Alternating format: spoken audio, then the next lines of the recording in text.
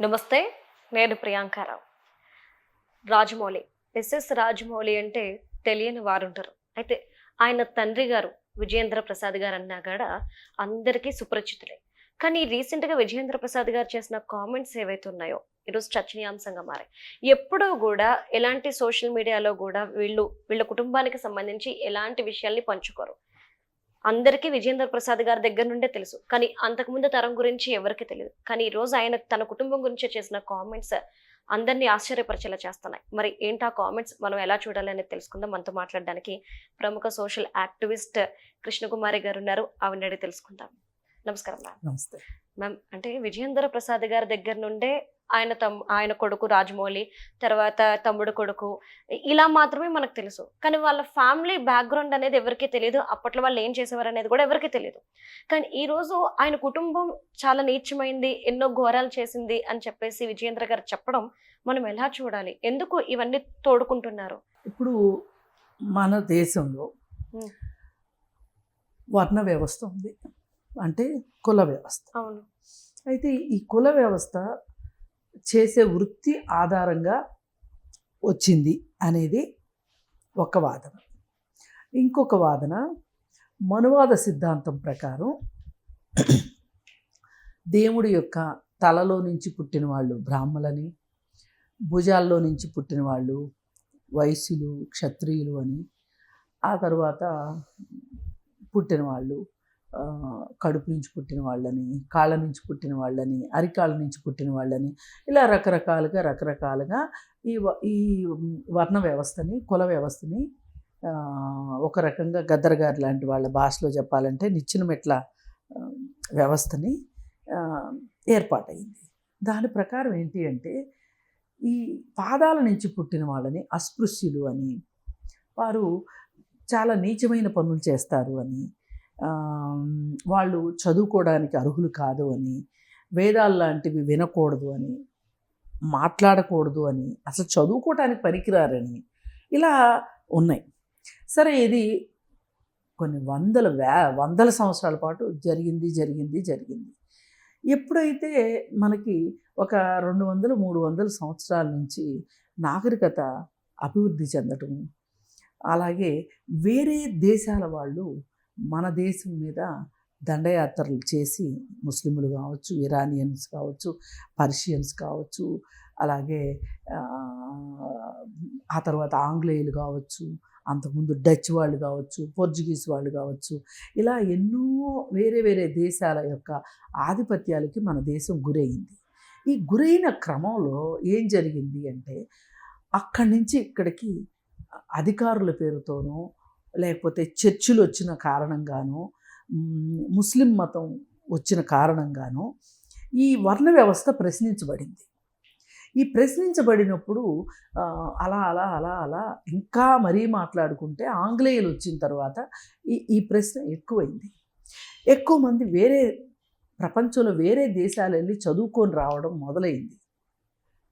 అగ్రకులం వాళ్ళ పిల్లలు కూడా, బ్రాహ్మలు, వైశ్యులు, క్షత్రియులు, ఇట్లాంటి వాళ్ళ పిల్లలు కూడా వేరే దేశాలు వెళ్ళి చదువుకుని రావడం. వీళ్ళు వేరే దేశం వెళ్ళినప్పుడు వేరే దేశంలో ఇలాంటి పరిస్థితులు లేవు, ఇంత దారుణమైన పరిస్థితులు లేవు. వాళ్ళు ఇలా ఉండటం కరెక్ట్ కాదు కదా. మొదలే కుల వ్యవస్థను ప్రశ్నించినప్పటికీ కూడా దురాచారాలను ప్రశ్నించడం మొదలైంది. అంటే బాల్య వివాహాలను ప్రశ్నించటం, సతీ సహగమనాన్ని ప్రశ్నించటం, ఇట్లా ప్రశ్నిస్తూ వచ్చారు. అదే సందర్భంలో మనకి ఈ స్వాతంత్ర పోరాటం కూడా మొదలైంది. ఇది అవనివ్వండి, అదవనివ్వండి, ఏదన్నా అవనివ్వండి, ఈ హరిజనులు అనేవాళ్ళు, అస్పృశ్యులు అనేవాళ్ళు, ఈ చెప్పులు కుట్టటాలు, రోడ్లు ఓడ్చటాలు, ఇప్పుడు మనం చూసే పారిశుధ్య కార్మికులు, ఇప్పుడు ఏ కులం వాళ్ళైనా పారిశుధ్యం దీనిలోకి వెళ్ళొచ్చు, కానీ అందరూ వెళ్ళరు. అగ్రకులాల వాళ్ళు వెళ్ళరు. వాళ్ళు ఏదో ఒకటి చేసుకోగలుగుతారు. వాళ్ళకు ఉండే ఒక సోషల్ క్యాపిటల్ తోటి వాళ్ళు ఏదో ఒకటి చేసుకుంటారు. కానీ వీళ్ళు మట్టుకు వాళ్ళకి ఆర్థిక స్తోమత ఉండదు, సామాజిక స్తోమత ఉండదు, అలాగే చదువు ఉండదు, ఉద్యోగాలు ఉండవు. ఇవన్నీ లేకపోయేసరికి ఏమవుతుంది, తరతరాలుగా వాళ్ళు పీడించబడుతూనే వచ్చారు. వాళ్ళు పని చేయడమే, వాళ్ళు చేసిన పనికి తగ్గ డబ్బులు అడిగే తెలివితేటలు కానీ స్వాతంత్రం కానీ లేకుండా కొన్ని తరాలు గడిచిపోయినాయి వాళ్ళకి. అలా గడిచిపోయిన తర్వాత ఇప్పుడు మనకి స్వాతంత్రం వచ్చిన తర్వాత అంబేద్కర్ గారు లాంటి వాళ్ళు, అలాగే అంతకుముందు పూలే లాంటి వాళ్ళు అందరూ చదువుకోవాలి అని అనుకోవటం, అలాగే ఆ తర్వాత అంబేద్కర్ రావటము, ఇంకా చాలామంది సంఘ సంస్కర్తలు వీళ్ళంతా రావటంతో కులాన్ని ప్రశ్నించడం మొదలైంది. అసలు ఈ అగ్రకల దౌర్జన్యం ఏంటి, అసలు ఈ కుల వ్యవస్థ ఉండటం ఎంతవరకు కరెక్టు, ఈ నిచ్చెన మెట్ల వ్యవస్థ ఉండటం ఎంతవరకు కరెక్టు అని ఒక ప్రశ్న అయితే సమాజంలో మొదలైంది. అయితే ఈ అంబేద్కర్ గారు ఈ రిజర్వేషన్స్ని పెట్టడం వల్ల, అంటే ఈరోజు మనము రిజర్వేషన్స్ అనుభవిస్తున్న కులాలు అని ఏవైతే ఉన్నాయో ఆ హక్కు ఎవరికైతే ఉందో, రిజర్వేషన్స్ని పొందే హక్కు ఎవరికైతే ఉంటుందో వాళ్ళ గురించి ఆయన చాలా స్టడీ చేసి, ఆయన కూడా దాదాపు ఆ కులంలోనే పుట్టి ఎన్నో అవమానాలు ఎదుర్కొని క్లాస్ రూమ్లో కూర్చొని ఇవ్వకపోతే క్లాసు బయట కూర్చొని చదువుకున్నాడు. ఆయన లోపల చెప్పే పాఠాలు బయట కూర్చుని విన్నాడు, విని అంతటి గొప్పవాడయ్యాడు.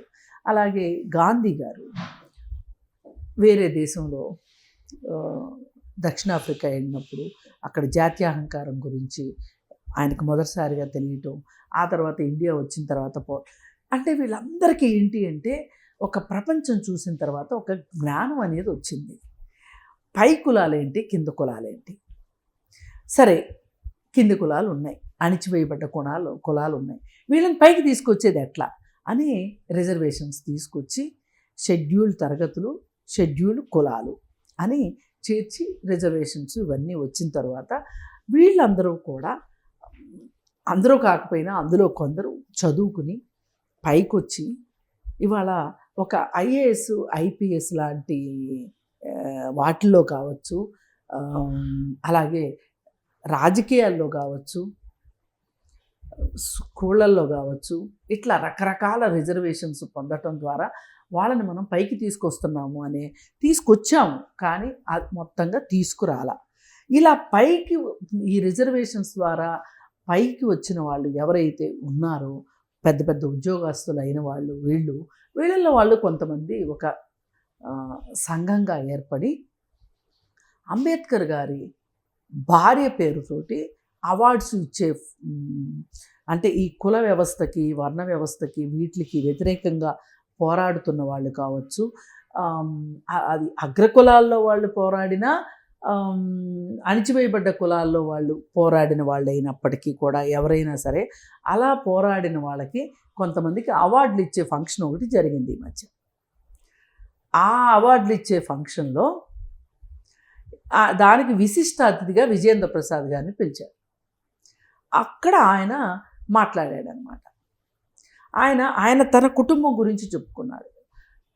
చాలామంది చేశారు అంటే దాని ఎఫెక్ట్ కంటే కూడా మా తాతలు దౌర్జన్యాలకు పాల్పడ్డారు నిమ్న కులాల వాళ్ళ పట్ల అని చెప్పింది ఏదైతే ఉందో అది ఇవాళ సోషల్ మీడియాలో ఒక పెద్ద చర్చ అయింది.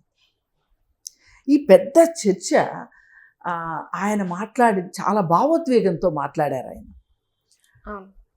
ఆ భావోద్వేగం నిజానికి ప్రతి వ్యక్తిలోనూ ఆశించదగింది, అవసరమైంది. ఈ భావోద్వేగం కావాలి. ఇప్పుడు నా తాత చేసిన దానికి మీరు నన్నంటే ఎలా అని ప్రశ్నించేదానికి, మా తాత చేశారు, మా తాత ఆస్తులు మేము అనుభవించినప్పుడు వాళ్ళ దౌర్జన్యాలకు కూడా మేము బాధ్యత వహించాలి కదా అని చెప్పి ఆయన మాట్లాడిన లాజిక్ ఉంది చూసారా, చాలా చాలా గొప్ప. అంటే మేడం మీరు గొప్పదే అంటున్నారు, క్షమాపణ కోరారు, ఇది నిజంగా హర్షించదగ్గ విషయం. అంతటి మనిషిని చూసి 10 మంది మారుతారు. కానీ ఈ రోజు తన కొడుకు ఒక ఇండియన్ అంటే తెలుగు సినిమా చరిత్రనే ఎక్కడికో తీసుకెళ్ళిపోతున్నారు. ఇలాంటి స్టేజ్లో ఉన్న ఆయన తన కెరియర్కి నష్టం వాటిల్లుతుంది అని ఆలోచించారా? ఎందుకు నష్టం వాటిల్తుంది? ఎందుకంటే ఇప్పుడు ప్రతిదాన్ని నెగిటివ్ చేసి చూసేటోళ్ళు ఎక్కువయ్యారు కదా. అయితే అవనివ్వండి, నెగిటివ్గా చేసి చూసేవాళ్ళు తాత్కాలికం. నెగిటివ్గా చేసి చూసేవాళ్ళు ఉంటారు, ఉండరని నేనేం అనట్లేదు. అది తాత్కాలికం. దాని గురించి ఎవరు ఇక్కడ భయపడాల్సిన అవసరం లేదు. ఇక్కడ కావాల్సింది ఏంటి అంటే నిజాన్ని నిర్భయంగా ఒప్పుకోగలగటం, ముందు తరాల వాళ్ళు చేసిన దాన్ని గుర్తించగలగటం, కనీసం దానికి ప్రాయశ్చిత్తం చేసుకోవటం అనేది చాలా అవసరమైన విషయం. ఇవాళ చాలామందికి విదేశాలు వెళ్ళినప్పుడు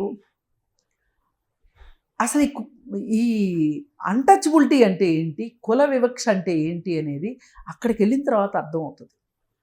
ఎందుకంటే అక్కడ రేసిజం ఉంటుంది. మనల్ని ఎంత అవునన్నా కాదన్నా ద్వితీయ పౌరులుగా చూస్తారు తప్పితే వాళ్ళతో సమానంగా తెల్లవాళ్ళు మనల్ని గుర్తించరు. అక్కడ తెలుస్తుంది వీళ్ళకి పెయిన్ ఏంటో. అరే, నా దేశంలో నేనున్నప్పుడు మాలపల్లి నుంచి, మాదిగపల్లి నుంచి వచ్చిన వాళ్ళు ఎవరైనా సరే నా ఇంట్లో కుర్చీలో కూర్చునే వాళ్ళు కాదు కదా, నేను అసలు ఆ పల్లెల వైపు నేను వెళ్ళేవాడిని కాదు కదా, ఎందుకు వాళ్ళని అట్లా దూరం పెట్టాం మనము, వాళ్ళు ఎందుకు అట్లా సమాజానికి దూరంగా, ఊరికి దూరంగా ఉండాల్సిన అవసరం ఎందుకు వచ్చింది అని మనం ఒక కంఫర్ట్ జోన్లో ఉన్నప్పుడు మనకు అర్థం కాదు.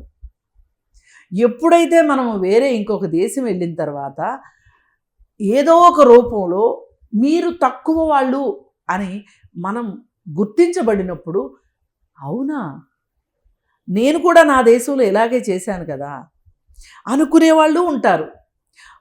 అయినప్పటికీ మొద్దు చర్మంతో అవన్నీ నాకు అనవసరం, నేను కంఫర్టబుల్గా ఉన్నానా లేదా, నాకు కంఫర్ట్ ఉందా లేదా, సరే ఇక్కడ కంఫర్ట్ లేదు, ఎలాగోలా బతికేద్దాం, మనం ఇక్కడికి వచ్చింది ఎందుకు, డబ్బులు సంపాదించుకోవటానికి, మనకి ఇవన్నీ ఆలోచించాల్సిన అవసరం ఏంటి మనకి అని ఆలోచించే వాళ్ళు కూడా ఉంటారు. వాళ్ళే కాకుండా ఈ షెడ్యూల్డ్ కులాలలో ఉన్న వాళ్ళు కూడా రిజర్వేషన్స్ తీసుకున్న తర్వాత పైకి వచ్చిన తర్వాత, మేము ఆ రిజర్వేషన్స్ ద్వారా పైకి వచ్చాము, మేము పలానా కులానికి సంబంధించిన వాళ్ళమని చెప్పుకోవడానికి ఇష్టపడని వాళ్ళు కూడా చాలామంది ఉన్నారు. నిజంగా అందరూ గనక ఈ రిజర్వేషన్ ఫలాల్ని అనుభవించిన వాళ్ళు, తద్వారా వాళ్ళ జీవితాలని బాగు చేసుకున్న ప్రతి ఒక్కళ్ళు కూడా ఇంకొక నలుగురిని గనక వాళ్ళు పైకి తీసుకొచ్చుకున్నట్లయితే గనక ఇవాళ రిజర్వేషన్స్ అవసరం ఎంత ఉండేది కాదు. ఈ రోజుకి రిజర్వేషన్స్ అవసరం ఉంది. అంబేద్కర్ గారు చెప్పారు, ప్రతి 10 సంవత్సరాలకు ఒకసారి మనం సమీక్షించుకోవాలి, ఈ రిజర్వేషన్స్ ఇవ్వాల్సిన అవసరం తగ్గాలి ఈ దేశంలో అని చెప్పి ఆయన కోరుకున్నారు పాపం. కానీ ఈ రోజుకి రిజర్వేషన్స్ అవసరం ఉన్నవాళ్ళు చాలామంది ఉన్నారు. ఈ రోజుకి చాలా ఊర్లలో కరెంట్ లేదు, చాలా ఊర్లలో నీటి సౌకర్యం లేదు. ఈ రోజుకి చాలా ఊర్లలో బహిర్భూమికి వెళ్ళాలి అంటే వాళ్ళ ఇళ్లలో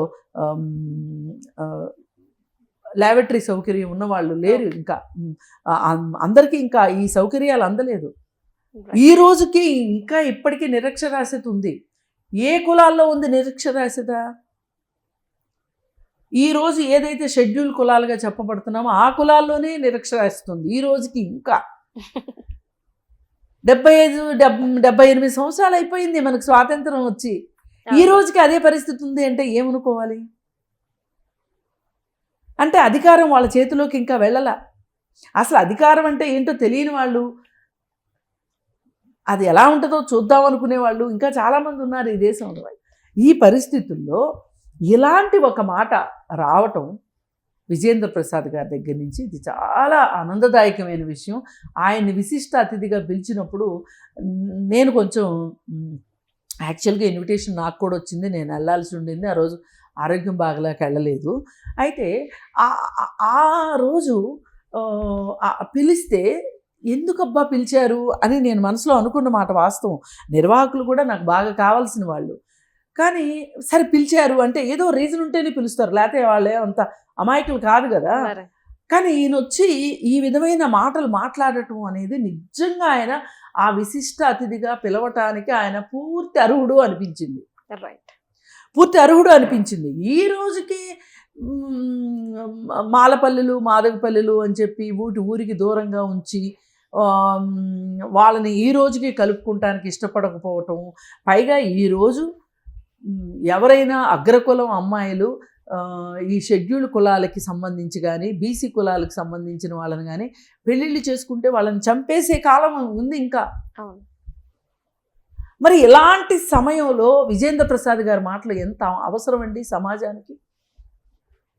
నిజంగా నాకు అనిపించింది వాళ్ళు ఈ పాపాలు పుణ్యాలు అట్లాంటివి నేను పెద్దగా నమ్మనప్పటికీ కూడా నిజంగా వాళ్ళ తాతలు లేదా ముత్తాతలు వాళ్ళు చేసిన పాపాలకి ఈయన ఈ విధంగా సారీ చెప్పటము, ఈయన ఈ విధంగా తల వంచి క్షమించమని అడగటము, సారీ చెప్పటం అనేది చూస్తే అనిపించింది నాకు.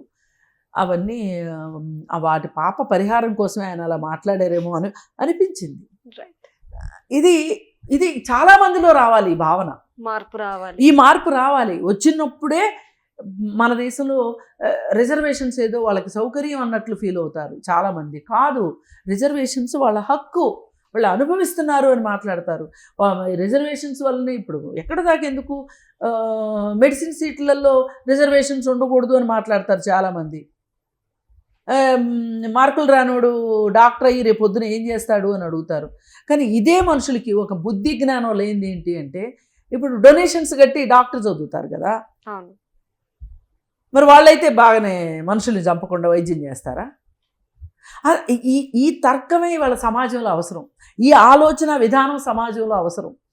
అప్పుడు మనకి వాళ్ళ పట్ల అరే వాళ్ళు చాలా సంవత్సరాల పాటు వాళ్ళకి హక్కులు లేకుండా సౌకర్యాలు లేకుండా అణిచివేయబడ్డారు, వాళ్ళకి ఈరోజు నిజంగా ఆ హక్కులు ఆ సౌకర్యాలు కావాల్సిన సందర్భం ఇది. కానీ ఇప్పటికైనా మనం మారాలి అనే ఒక ఆలోచన విధానం కావాలని కోరుకుంటూ, అలాగే ఆ ఆలోచన విధానానికి ఒక అంకురార్పణ చేసిన వ్యక్తిగా విజేంద్ర ప్రసాద్ గారిని కొనియాడక తప్పదు. ఈయన్ని మటుకు చాలా మంది ఆదర్శంగా తీసుకో. Right. Thank you so much ma'am.